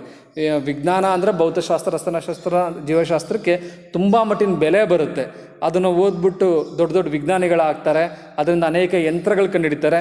ಸಮಾಜದಲ್ಲಿ ಆ ವಿಜ್ಞಾನಿಗಳಿಗೆ, ಆ ಹೊಸ ಆವಿಷ್ಕಾರ ಮಾಡಿದವರಿಗೆ ಮನ್ನಣೆ ಕೂಡ ಸಿಗುತ್ತೆ, ಗೌರವ ಕೂಡ ಸಿಗುತ್ತೆ. ಇದರಿಂದ ಆ ವಿಜ್ಞಾನಗಳು, ನೈಸರ್ಗಿಕ ವಿಜ್ಞಾನಗಳು ಹೆಚ್ಚಿನ ಮಟ್ಟಿಗೆ ಬೆಳವಣಿಗೆ ಆಗುತ್ತೆ. ಸೊ ಇದರಿಂದ ಸೋಷಿಯಾಲಜಿ ಕೂಡ ಒಂದು ಇನ್ಸ್ಪೈರ್ ಪಡ್ಕೊಳ್ಳುತ್ತೆ, ನಾವು ಸ್ಫೂರ್ತಿ ಪಡ್ಕೊಳ್ಳುತ್ತೆ. ನಾವು ಕೂಡ ಯಾಕೆ ಇದೇ ಥರ ಒಂದು ಅಕ್ಯುರೇಟಿ, ನಿಖರತೆನ ಹೊಂದಬಾರ್ದು, ನಮ್ಮ ಶಾಸ್ತ್ರ ಕೂಡ ಯಾಕೆ ಬೆಳೀಬಾರ್ದು ಅಂತ. ಸೊ ನೈಸರ್ಗಿಕ ವಿಜ್ಞಾನಗಳ ಬೆಳವಣಿಗೆಯಿಂದ ಸೋಷಿಯಾಲಜಿ ಕೂಡ ಸ್ಫೂರ್ತಿ ಪಡ್ಕೊಂಡು ಸೋಷಿಯಾಲಜಿ ಕೂಡ ಬೆಳವಣಿಗೆ ಆಗುತ್ತೆ. 8ನೇ ಅಂಶ ಯಾವುದಪ್ಪ ಅಂದರೆ ಸಮಾಜ ವಿಜ್ಞಾನಗಳ ಬೆಳವಣಿಗೆಯಿಂದ ಸಿಕ್ಕ ಸ್ಫೂರ್ತಿ. ಸೊ ಇದೇ ಟೈಮಲ್ಲಿ ಇತರ ಸಮಾಜ ವಿಜ್ಞಾನಗಳು ಕೂಡ ಬೆಳವಣಿಗೆ ಹೊಂದುತ್ತವೆ. ಅಂದರೆ the inspiration provided by social sciences. ಇತರ ಸಮಾಜ ವಿಜ್ಞಾನಗಳು ಇದೇ ಟೈಮಲ್ಲಿ ಬೆಳವಣಿಗೆ ಹೊಂದ್ತವೆ. ಯಾವುದಪ್ಪ ಅಂದರೆ ಇತಿಹಾಸ ಕೂಡ ಸ್ವಲ್ಪ ಮಟ್ಟಿಗೆ ಅಕ್ಯುರೇಟಾಗಿ ಬೆಳವಣಿಗೆ ಹೊಂದೋದಕ್ಕೆ ಸ್ಟಾರ್ಟ್ ಆಗುತ್ತೆ 17-18 ಶತಮಾನದಲ್ಲಿ. ಅದೇ ಥರ ಆಡಮ್ ಸ್ಮಿತ್ನಿಂದ ಅರ್ಥಶಾಸ್ತ್ರ ಕೂಡ ಆರಂಭ ಆಗುತ್ತೆ, ರಾಜ್ಯಶಾಸ್ತ್ರ ಕೂಡ ಬೆಳವಣಿಗೆ ಆರಂಭ ಆಗುತ್ತೆ. ಈ ರೀತಿ ನಮ್ಮ ಸಮಾಜಶಾಸ್ತ್ರ ಅಲ್ಲದೆ ಇತರ ಶಾಸ್ತ್ರಗಳು ಕೂಡ ಆ ಟೈಮಲ್ಲಿ ತಮ್ಮ ಅಸ್ತಿತ್ವನ ಕಂಡುಕೊಂಡು ಬೆಳವಣಿಗೆ ಹೊಂದೋದಕ್ಕೆ ಆರಂಭ ಆಗ್ತವೆ. ಸೊ ಇತರ ಸಮಾಜ ವಿಜ್ಞಾನಗಳು ಬೆಳವಣಿಗೆ ಹೊಂದೋದಕ್ಕೆ ಆರಂಭ ಆಗಿದ್ದರಿಂದ ಸೋಷಿಯಾಲಜಿ ಸ್ಫೂರ್ತಿ ಪಡ್ಕೊಂಡು ಸೋಷಿಯಾಲಜಿ ಕೂಡ ಬೆಳವಣಿಗೆ ಹೊಂದುತ್ತೆ. ಸೊ ಇದು ಒಂದು ಸೋಷಿಯಾಲಜಿ ಉಗಮಕ್ಕೆ ಕಾರಣ ಆದಂಥ ಅಂಶ. ನಂತರ 9ನೇ ಅಂಶ ಯಾವುದಪ್ಪ ಅಂದರೆ ಸೋಷಿಯಾಲಜಿ ಉಗಮಕ್ಕೆ ಕಾರಣ ಆಗಿದ್ದು ಸಮಾಜಶಾಸ್ತ್ರದ ಉಗಮಕ್ಕೆ ಹಿನ್ನೆಲೆಯಾದ ಬೌದ್ಧಿಕ ದಾರ್ಶನಿಕ ಶಕ್ತಿಗಳು ಅಂತಂದ್ಬಿಟ್ಟು ಇದರಲ್ಲಿ 3 ಅಂಶಗಳು ಬರ್ತವೆ. ಇದರಲ್ಲಿ ಎ ಮಾತ್ರ ನಿಮಗೆ ಕಾಣಿಸ್ತಾ ಇದೆ, ಬಿ ಮತ್ತು ಸಿ ನಾನು ಬರೆದಿದ್ದೀನಿ, ಬಟ್ ಅದು ನಿಮಗೆ ಕಾಣಿಸ್ತಿಲ್ಲ, ನೋಟ್ ಮಾಡ್ಕೊಳ್ರಿ ನೀವು. ಸಮಾಜಶಾಸ್ತ್ರ ಉಗಮಕ್ಕೆ ಕಾರಣ ಆದಂಥ 9ನೇ ಅಂಶಗಳು ಯಾವುದಪ್ಪ ಅಂದರೆ ಸಮಾಜಶಾಸ್ತ್ರದ ಉಗಮಕ್ಕೆ ಹಿನ್ನೆಲೆಯಾದ ಬೌದ್ಧಿಕ ಮತ್ತು ದಾರ್ಶನಿಕ ಶಕ್ತಿಗಳು. ಎ ಪ್ರತ್ಯಕ್ಷ ಪ್ರಮಾಣವಾದ, ನಿಮಗೆ ಕಾಣಿಸ್ತಿದೆಯಲ್ಲ ಅದು. ಬಿ ವಿಕಾಸವಾದ. ಸಿ ಮಾನವತಾವಾದ. ನಾನು ಮತ್ತೆ ಹೇಳ್ತಾ ಹೋಗ್ತೀನಿ, ಬರ್ಕೊಳ್ರಿ. ಸೊ ಸಮಾಜ ಉಗಮಕ್ಕೆ ಕಾರಣ ಆದಂಥ 9ನೇ ಅಂಶ ಯಾವುದಪ್ಪ ಅಂದರೆ intellectual and philosophical factors that gave impetus to the emergence of sociology. A positivism, B evolutionism, C humanitarianism ಅಂತಂದ್ಬಿಟ್ಟು. ಸೊ ಕನ್ನಡದಲ್ಲಿ ಈಗ ಒಂದೊಂದರ ಬಗ್ಗೆನೇ ತಿಳ್ಕೊಳ್ತಾ ಹೋಗೋಣ. ಸಮಾಜಶಾಸ್ತ್ರಕ್ಕೆ ಈ ಬೌದ್ಧಿಕ ಮತ್ತು ದಾರ್ಶನಿಕ ಶಕ್ತಿಗಳು ಹೆಂಗೆ ಪ್ರೇರಣೆ ಕೊಟ್ಟವು ಅಂತಂದ್ಬಿಟ್ಟು 17-18ನೇ ಶತಮಾನದಲ್ಲಿ ಕೆಲವೊಂದು ತತ್ವಜ್ಞಾನಿಗಳ ಉಗಮ ಆಗುತ್ತೆ. ಈ ವಾಲ್ಟೇರು, ರೂಸೋ, ಮಾಂಟೆಸ್ಕೋ ಈ ರೀತಿ ಅನೇಕ ಒಂದು ತತ್ವಜ್ಞಾನಿಗಳ ಉಗಮ ಆಗಿದ್ದು, ಆಮೇಲೆ ಸಮಾಜಶಾಸ್ತ್ರದಲ್ಲೂ ಅಗಸ್ಟ್ ಕಾಮ್ಟು, ಸ್ಪೆನ್ಸರು, ಡರ್ಕೀಮು, ವೇಬರು, ಕಾರ್ಲ್ ಮಾರ್ಕ್ಸು, ಸೈಂಟ್ ಸೈಮನ್ನು, ಸಿಮೆಲ್ಲು, ಈ ಥರ ಅನೇಕ ಜನ ಸಮಾಜಶಾಸ್ತ್ರಜ್ಞರು ಕೂಡ ಬರ್ತಾರೆ ಆ ಟೈಮಲ್ಲಿ. ಇವರೆಲ್ಲರ ಒಂದು ಬೌದ್ಧಿಕ ದಾರ್ಶನಿಕ ಶಕ್ತಿಗಳ ಪರಿಣಾಮವಾಗಿ ಸಮಾಜಶಾಸ್ತ್ರ ಉಗಮ ಆಗುತ್ತೆ. ಸೊ ಈ ಬೌದ್ಧಿಕ ದಾರ್ಶನಿಕ ಶಕ್ತಿಗಳನ್ನ ಮುಖ್ಯವಾಗಿ 3 ಭಾಗ ಮಾಡಿಬಿಟ್ಟು ಅಭ್ಯಾಸ ಮಾಡೋಣ. ಎ ಪ್ರತ್ಯಕ್ಷ ಪ್ರಮಾಣವಾದ, ಇದಕ್ಕೆ ಪಾಸಿಟಿವಿಸಮ್ ಅಂತ ಕರೀತಾರೆ. ಈ ಒಂದು ಪರಿಕಲ್ಪನೆಯನ್ನು ಕೊಟ್ಟಿದ್ಯಾರಪ್ಪ ಅಂದರೆ ಆಗಸ್ಟ್ ಕೋಮ್ಟ್ ಪ್ರತ್ಯಕ್ಷ ಪ್ರಮಾಣವಾದನ ಕೊಟ್ಟಿದ್ದು. ಸೊ ಆಗಸ್ಟ್ ಕೋಮ್ಟ್ ಪ್ರಕಾರ ಪ್ರತ್ಯಕ್ಷ ಪ್ರಮಾಣವಾದ ಅಂದರೆ ಏನಪ್ಪ ಅಂದರೆ ಸಮಾಜಶಾಸ್ತ್ರ ವೈಜ್ಞಾನಿಕ ವಿಧಾನನ ಅಳವಡಿಸ್ಕೋಬೇಕು. ಸಮಾಜಶಾಸ್ತ್ರ ವೈಜ್ಞಾನಿಕ ವಿಧಾನನ ಅಳವಡಿಸ್ಕೊಂಡು ಮಾನವನ ಜೀವನವನ್ನು ವೈಜ್ಞಾನಿಕವಾಗಿ ಅಧ್ಯಯನ ಮಾಡಬೇಕು ಅಂತ ಆಗಸ್ಟ್ ಕಾಮ್ಟ್ ಹೇಳ್ತಾರೆ. ಸಮಾಜಶಾಸ್ತ್ರ ಮಾನವನ ಜೀವನವನ್ನು ವೈಜ್ಞಾನಿಕವಾಗಿ ಅಧ್ಯಯನ ಮಾಡುತ್ತೆ ಅನ್ನೋದನ್ನು ಅವರು ಸಾಬೀತು ಕೂಡ ಮಾಡ್ತಾರೆ. ಇದಕ್ಕೆ ಅವರು ಪ್ರತ್ಯಕ್ಷ ಪ್ರಮಾಣವಾದ ಅಂತ ಕರೀತಾರೆ. ಸಮಾಜಶಾಸ್ತ್ರ ಆರಂ ಚೇರ್ ಫಿಲಾಸಫಿನ, ಸುಖಾಸೀನ ತತ್ವಜ್ಞಾನವನ್ನು ಹೊಂದಬಾರ್ದು. ಸಮಾಜಶಾಸ್ತ್ರಜ್ಞರು ಒಂದು ಕೊಠಡಿ ಒಳಗೆ ಕೂತ್ಕೊಂಡು ಇಮ್ಯಾಜಿನೇಷನ್ ಮಾಡಿಕೊಂಡು ಸಮಾಜ ಹಿಂಗಿದೆ ಅಂತ ಬರೆಯೋದಲ್ಲ. ಸಮಾಜಶಾಸ್ತ್ರಜ್ಞರು ಸಮಾಜದ ಜನಗಳ ಜೊತೆ ಹೋಗಬೇಕು, ಸಮಾಜ ಜನಗಳನ್ನು ನೋಡಬೇಕು, ಸಮಾಜದಲ್ಲಿರುವಂಥ ವಾಸ್ತವಿಕ ಸಮಸ್ಯೆಗಳು ಯಾವುದು, ಅದಕ್ಕೆ ವಾಸ್ತವಿಕ ಪರಿಹಾರಗಳು ಯಾವುದು, ವಾಸ್ತವಿಕವಾಗಿ ಏನು ನಡೀತಾ ಇದೆ ಸಮಾಜದಲ್ಲಿ ಅನ್ನೋದನ್ನ ಅವರು ನೇರವಾಗಿ ಹೋಗಿ ಒಂದು ವೈಜ್ಞಾನಿಕ ದೃಷ್ಟಿಕೋನದಿಂದನೇ ತಿಳ್ಕೊಂಡು ಅಧ್ಯಯನ ಮಾಡಬೇಕು ಅಂತ ಆಗಸ್ಟ್ ಕಾಮ್ಟ್ ಹೇಳ್ತಾರೆ. ಇದಕ್ಕೆ ಪ್ರತ್ಯಕ್ಷ ಪ್ರಮಾಣವಾದ ಅಂತ ಕರೀತಾರೆ. ಸಿಂಪಲಾಗಿ ಪ್ರತ್ಯಕ್ಷ ಪ್ರಮಾಣವಾದ ಅಂದರೆ ಸಮಾಜವನ್ನು, ಮಾನವ ಸಮಾಜವನ್ನು ವೈಜ್ಞಾನಿಕವಾಗಿ ಸೋಷಿಯಾಲಜಿ ಅಧ್ಯಯನ ಮಾಡುತ್ತೆ ಅನ್ನೋದು. ಇದು ಸೋಷಿಯಾಲಜಿ ಬೆಳವಣಿಗೆ ಕಾರಣ ಆಯಿತು. ಬಿ ಇಲ್ಲಿ ಕಾಣಿಸ್ತಿಲ್ಲ ನಿಮಗೆ, ನೋಟ್ ಮಾಡ್ಕೊಳ್ರಿ. ಬಿ ವಿಕಾಸವಾದ ಅಂತಂದ್ಬಿಟ್ಟು, ವಿಕಾಸವಾದ ಅಂತಂದ್ಬಿಟ್ಟು ಎವಲ್ಯೂಷನಿಸಮು ಈ ಒಂದು ಸಿದ್ಧಾಂತನ, ಈ ಒಂದು ಅಂಶನ ಕೊಟ್ಟದವ್ರು ಯಾರಪ್ಪ ಅಂದರೆ ಹರ್ಬರ್ಟ್ ಸ್ಪೆನ್ಸರ್ ಅನ್ನೋರು. ವಿಕಾಸವಾದನ ಕೊಡ್ತವರು ಹರ್ಬರ್ಟ್ ಸ್ಪೆನ್ಸರ್ ಅನ್ನೋರು. ವಿಕಾಸವಾದ ಅಂದರೆ ಆ್ಯಕ್ಚುಲಿ ವಿಕಾಸವಾದನ ಪರಿಕಲ್ಪನೆ ಚಾರ್ಲ್ಸ್ ಡಾರ್ವಿನ್ ಕೊಡ್ತಾನೆ. ವಿಕಾಸವಾದ ಅಂದರೆ ಮಂಗನಿಂದ ವಿಕಾಸ ಆಗ್ಬಿಟ್ಟು ಮಾನವಾದ, ಯಾವ ರೀತಿ ಜೀವಿಗಳು ವಿಕಾಸ ಆದವು ಅಂತಂದ್ಬಿಟ್ಟು ಇದೇ ಒಂದು ಕಾನ್ಸೆಪ್ಟನ್ನ ಸೋಷಿಯಾಲಜಿಗೆ, ಸಮಾಜಶಾಸ್ತ್ರಕ್ಕೆ ಹರ್ಬರ್ಟ್ ಸ್ಪೆನ್ಸರ್ ಅನ್ವಯ ಮಾಡಿಕೊಂಡು ಸಾಮಾಜಿಕ ವಿಕಾಸವಾದ ಅಂತ ಕೊಡ್ತಾರೆ. ಇದು ಕೂಡ ಸಮಾಜದ ಬೆಳವಣಿಗೆಗೆ ಕಾರಣ ಆಗುತ್ತೆ. ಹೇಗೆ ಒಂದು ಜೀವಿನಲ್ಲಿ ಪರಿವರ್ತನೆ ಆಗ್ತಾ ಆಗುತ್ತೆ, ಒಂದು ಜೀವಿನಲ್ಲಿ ಬೆಳವಣಿಗೆಗಳಾಗ್ತಾ ಹೋಗ್ತವೆ, ಅದೇ ರೀತಿ ಸಮಾಜದಲ್ಲಿ ಕೂಡ ಬೆಳವಣಿಗೆ ಆಗುತ್ತೆ, ಸಮಾಜದಲ್ಲಿ ಕೂಡ ಪರಿವರ್ತನೆ ಆಗುತ್ತೆ ಅನ್ನೋದನ್ನ ಹರ್ಬರ್ಟ್ ಸ್ಪೆನ್ಸರು ಪ್ರೂವ್ ಮಾಡ್ತಾರೆ. ಫಾರ್ ಎಕ್ಸಾಂಪಲ್ಲು, ಒಂದು ಜೀವಿ, ಮಗು ಹುಟ್ಟೋದಕ್ಕಿಂತ ಮುಂಚೆ ಎಲ್ಲಿರುತ್ತೆ ಗೊತ್ತಿರಲ್ಲ. ಮಗು ಹುಟ್ಟಾದ್ಮೇಲೆ ಚಿಕ್ಕ ಮಗು, 6 ತಿಂಗಳ ಮಗು, 10 ತಿಂಗಳ ಮಗು, ಆಗ ಅದಕ್ಕೆ ನಡೆಯೋಕ್ಕೆ ಬರ್ತಿರಲ್ಲ, ತುಂಬ ಸಣ್ಣಕ್ಕಿರುತ್ತೆ, ತುಂಬ ಕಡಿಮೆ ತೂಕ ಇರುತ್ತೆ, ಒಂದು 2-3 kg ಇರುತ್ತೆ. ಆಮೇಲೆ ನಂತರ 5 kg ಆಗುತ್ತೆ, 10 kg ಆಗುತ್ತೆ. ಮಗು ನಿಧಾನಕ್ಕೆ ಒಂದು 10 ವರ್ಷಕ್ಕೆ ಸ್ವಲ್ಪ ದೊಡ್ಡ ಆಗುತ್ತೆ, ಓಡಾಡೋದು ಕಲಿಯುತ್ತೆ. 20 ವರ್ಷಕ್ಕೆ ಅಡೋಲ್ಸೆನ್ಸ್ ಏಜಿಗೆ ಬರುತ್ತೆ, ಯುವತಿ ಆಗುತ್ತೆ. 30-40 ವರ್ಷಕ್ಕೆ ವಯಸ್ಕ ಆಗುತ್ತೆ. 50-60 ವರ್ಷಕ್ಕೆ ಮುದುಕ ಆಗುತ್ತೆ. 70-80 ವರ್ಷಕ್ಕೆ ತುಂಬ ವಯಸ್ಸಾಗುತ್ತೆ. ನಂತರ ಸತ್ತೋಗ್ಬಿಡುತ್ತೆ. ಸತ್ತೋದಾಗ ಮಣ್ಣಲ್ಲಿ ಊತ ಹಾಕ್ಬೋದು, ಸುಟ್ಟು ಹಾಕ್ಬೋದು, ಮತ್ತೊಂದು ಮಾಡ್ಬೋದು, ನಂತರ ಆ ಜೀವಿನೇ ಕಾಣೋದಿಲ್ಲ. ಯಾವ ರೀತಿ ಜೀವಿ ವಿಕಾಸವಂತ ಬಂತು, ಒಂದು ಚಿಕ್ಕ ಮಗುವಿಂದ ಹಿಡಿದ್ಬಿಟ್ಟು ವಯಸ್ಕ ವ್ಯಕ್ತಿಯಾಗಿ, ನಂತರ ಮುದುಕ ಆಗಿ, ನಂತರ ಸಮಾಜದಲ್ಲಿ ಬೆರ್ತೋಯ್ತು. ಅದೇ ರೀತಿ ಸಮಾಜ ಕೂಡ ಚೇಂಜ್ ಆಗುತ್ತೆ, ಸಮಾಜ ಕೂಡ ವಿಕಾಸ ಆಗುತ್ತೆ ಅಂತಾರೆ. ಇದೇ ಸಾಮಾಜಿಕ ವಿಕಾಸವಾದ. ಫಾರ್ ಎಕ್ಸಾಂಪಲ್, ಈಗ ಹರಪ್ಪ ನಾಗರಿಕತೆ ಎಷ್ಟು ದೊಡ್ಡ ನಾಗರಿಕತೆ ಆಗಿತ್ತು. ಹರಪ್ಪ ನಾಗರಿಕತೆ ಎಷ್ಟು ದೊಡ್ಡ ನಾಗರಿಕತೆ ಆಗಿತ್ತು, ಅದು ಬೆಳೆದಿದ್ದು ಕೂಡ ಒಂದು ಸಣ್ಣ ಹಳ್ಳಿಯಿಂದನೇ ಬೆಳೆದಿರುತ್ತೆ. ನಂತರ ಒಂದು ದೊಡ್ಡ ನಾಗರಿಕತೆಯಾಗಿ ಮೆರೀತು.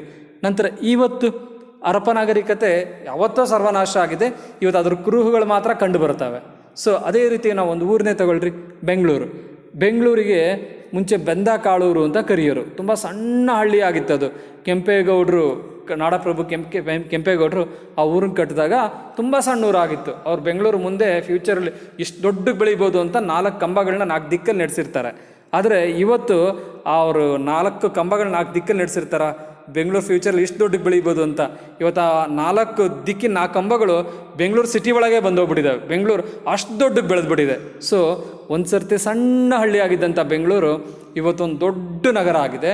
ಇನ್ನೊಂದು 1000 ವರ್ಷ ಬಿಟ್ಟರು ಬೆಂಗಳೂರು ಹೀಗೆ ಇರುತ್ತಾ? ಇಲ್ಲ, ಒಂದಲ್ಲ ಒಂದಿನ ಅದು ನಾಶ ಆಗಲೇಬೇಕು. ಈ ರೀತಿ ಕಲ್ಕತ್ತಾ ಕೂಡ ಮುಂಚೆ ಕಲಿಕಾಟ ಅನ್ನೋ ಒಂದು ಸಣ್ಣ ಹಳ್ಳಿ ಆಗಿತ್ತು, ಇವತ್ತು ಕಲ್ಕತ್ತಾ ಆಯಿತು, ಆಮೇಲೆ ಈಗ ಕೋಲ್ಕತ್ತಾ ಆಗಿದೆ, ಮುಂದೆ ಅದು ಕೂಡ ನಾಶ ಹೊಂದುತ್ತೆ. ಇದೇ ರೀತಿ ಯಾವುದೇ ಸಮಾಜ ತಗೊಂಡ್ರೂ ಕೂಡ ಅದು ನಿಧಾನಕ್ಕೆ ಸಣ್ಣದಾಗಿ ಹುಟ್ಟಿರುತ್ತೆ. ಆ ಒಂದು ಊರು, ಹಳ್ಳಿ ಇದ್ದಿದ್ದು ನಿಧಾನಕ್ಕೆ ಬೆಳೀತಾ ದೊಡ್ಡ ನಗರ ಆಗುತ್ತೆ, ನಂತರ ಅದು ಅವನತಿ ಆಗುತ್ತೆ ಅಂತ ವಾದ ಮಾಡ್ತಾರೆ. 3ನೇದು ಸಿ, ಅದು ಕೂಡ ಕಾಣಿಸ್ತಿಲ್ಲ, ನೋಟ್ ಮಾಡ್ಕೊಳ್ರಿ. ಮಾನವತಾವಾದ ಅಂತಂದ್ಬಿಟ್ಟು, ಹ್ಯುಮನಿಟೇರಿಯನಿಸಮ್ ಅಂತಂದ್ಬಿಟ್ಟು, ಅಂದರೆ ಮಾನವನ ಹಿತ ಸಾಧನೆ ಮಾಡುವುದೇ ಮುಖ್ಯ ಕರ್ತವ್ಯ ಅಂತ ನಂಬಿರೋವಂಥ ಒಂದು ತತ್ವಕ್ಕೆ ಮಾನವತಾವಾದ ಅಂತ ಕರೀತಾರೆ. ಮಾನವ ಕಲ್ಯಾಣ ಮಾಡೋದೇ ಸಮಾಜ ವಿಜ್ಞಾನಗಳ ಅಂತಿಮ ಗುರಿಯಾಗಿರಬೇಕು ಅಂದರೆ ಸಮಾಜಶಾಸ್ತ್ರದಿಂದ ಮಾನವನಿಗೆ ಹೆಲ್ಪ್ ಆಗಬೇಕು, ಮಾನವನ ಬಗ್ಗೆ ಅದು ಹೆಚ್ಚು ಅಧ್ಯಯನ ಮಾಡಬೇಕು, ಇದರಿಂದ ಮಾನವನ ಕಲ್ಯಾಣ ಆಗಬೇಕು, ಮಾನವನಿಗೆ ಭಾಳ ಒಳ್ಳೆಯದಾಗಬೇಕು, ಮಾನವನ ಹಿತಾಸಾಧನೆ ಆಗಬೇಕು ಅಂತ ಪ್ರತಿಪಾದನೆ ಮಾಡೋ ಸಿದ್ಧಾಂತಕ್ಕೆ ಮಾನವತಾವಾದ ಅಂತ ಕರೀತಾರೆ. ಈ 3 ದಾರ್ಶನಿಕ ಶಕ್ತಿಗಳು ಕೂಡ ಸಮಾಜಶಾಸ್ತ್ರ ಉಗಮಕ್ಕೆ ಒಂದು ಪ್ರೇರಣೆಯನ್ನು ಕೊಟ್ಟವು. ನಂತರ 10ನೇ ಅಂಶ ಯಾವುದಪ್ಪ ಅಂದರೆ ಜ್ಞಾನೋದಯ ಯುಗದ ಪ್ರಭಾವ ಅಂತಂದ್ಬಿಟ್ಟು, influence of the age of enlightenment ಅಂತಂದ್ಬಿಟ್ಟು, ಅಂದರೆ ಜ್ಞಾನೋದಯ ಯುಗದ ಪ್ರಭಾವ ಕೂಡ ಸಮಾಜಶಾಸ್ತ್ರದ ಉಗಮಕ್ಕೆ ಒಂದು ಕಾರಣ ಆಗುತ್ತೆ. ಜ್ಞಾನೋದಯ ಯುಗದ ಪ್ರಭಾವ ಅಂದರೆ ಏನಾಗುತ್ತೆ ಅಂದರೆ, ನಿಮಗೆ ಈ ಪಾಠದ ಆರಂಭದಲ್ಲಿ ಹೇಳಿದ್ನಲ್ಲ, ಮುಂಚೆ ಭಾರತ ಮತ್ತು ಪಾಶ್ಚಿಮಾತ್ಯ ದೇಶಗಳ ಮಧ್ಯೆ ವ್ಯಾಪಾರ ಸಂಪರ್ಕ ಇತ್ತು. ಕಾನ್ಸ್ಟಂಟಿನೋಪಲ್ ಅನ್ನೋ ನಗರದ ಮೂಲಕ ನಡೀತಿತ್ತು. ಆಟೋಮನ್ ಟರ್ಕರು ಕಾನ್ಸ್ಟಂಟಿನೋಪಲ್ ನಗರವನ್ನು ವಶಪಡಿಸ್ಕೊತಾರೆ 1453. ಅವ್ರು ವಶಪಡಿಸ್ಕೊಂಡಾದ್ಮೇಲೆ ಏನು ಮಾಡ್ತಾರೆ, ಆಟೋಮನ್ ಟರ್ಕರು ಕಾನ್ಸ್ಟಂಟಿನೋಪಲ್ ನಗರನ ವಶಪಡಿಸ್ಕೊಂಡಾದಾಗ ಆ ಕಾನ್ಸ್ಟಂಟಿನೋಪಲ್ ನಗರದಲ್ಲಿರೋವಂತಹ ಒಂದು ಕ್ರಿಶ್ಚಿಯನ್ನರ ಒಂದು ಧಾರ್ಮಿಕ ಪ್ರದೇಶಗಳನ್ನ, ಆಮೇಲೆ ಅವ್ರದ್ದೊಂದು ಕೃತಿಗಳನ್ನ, ಇದನ್ನೆಲ್ಲದನ್ನು ಕೂಡ ನಾಶ ಮಾಡೋದಕ್ಕೆ ಆರಂಭ ಮಾಡ್ತಾರೆ. ಆ ಟೈಮಲ್ಲಿ ಅಲ್ಲಿ ಕಾನ್ಸ್ಟಂಟಿನೋಪಲ್ ನಗರದಲ್ಲಿದ್ದಂತಹ ದೊಡ್ಡ ದೊಡ್ಡ ತತ್ವಜ್ಞಾನಿಗಳವರೆಲ್ಲರೂ ಕೂಡ ಆ ನಗರವನ್ನು ಬಿಟ್ಟು ತಮಗೆ ಆಶ್ರಯ ಕೊಡುವಂಥ ದೇಶಗಳಿಗೆ ಓಡೋಗ್ತಾರೆ. ಇಂಗ್ಲೆಂಡಿಗೆ, ಆಮೇಲೆ ಫ್ರಾನ್ಸಿಗೆ, ಇಟಲಿಗೆ, ಈ ಥರ ಎಲ್ಲ ಬೇರೆ ಬೇರೆ ಯುರೋಪಿನ ದೇಶಗಳಿಗೆ ಓಡೋಗ್ತಾರೆ. ಅವರು ಹೋಗ್ಬಿಟ್ಟು ಅಲ್ಲಿ ಆಶ್ರಯ ಪಡ್ಕೊತಾರೆ.